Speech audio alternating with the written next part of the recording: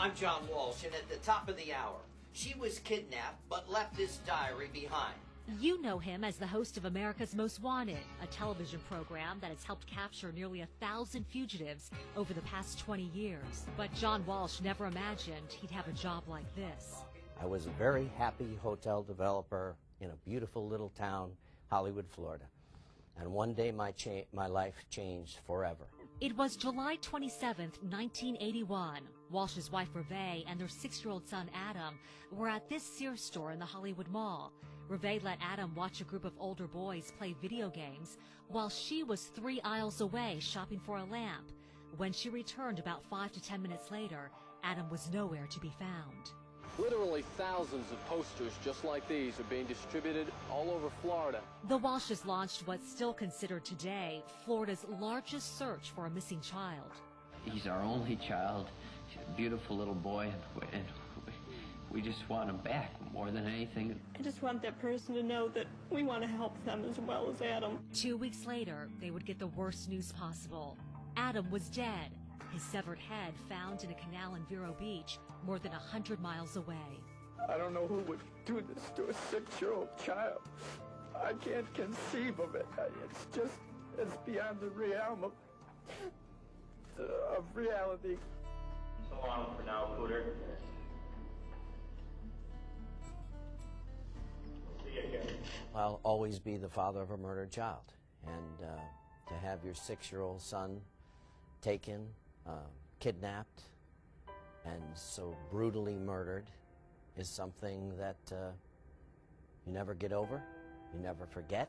Nearly 27 years after Adam's murder, case number 81-56073 is still nowhere close to being solved. When Adam went missing in 1981, the Hollywood police had never dealt with a case of a missing child. Although many of them were well-intended, they had no experience. They really didn't know how to deal with it, didn't know what to do. In 1983, investigators announced they had their man, Otis Toole, a drifter from Jacksonville. To this day, the Walshes still believe Toole killed their son, but the self-proclaimed serial killer would later retract his detailed confession. That Adam Walsh case isn't true. What isn't true? Tell me what. I didn't do that case. In 1996, Toole died in a Florida prison, taking the truth to his grave. The Walshes say their experience taught them the nation was in desperate need of leadership in the fight to protect children. They established the Adam Walsh Child Resource Center with a location in Palm Beach County.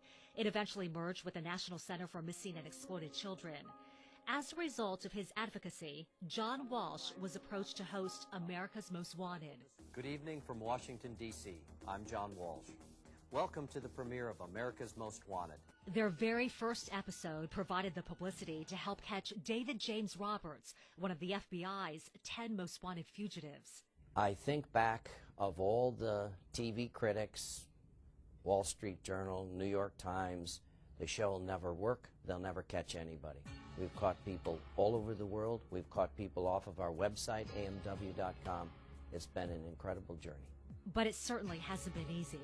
I learned one tough lesson when I went to work on July 27th, 1981.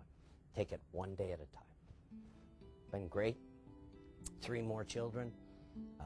Somehow we've kept this marriage together.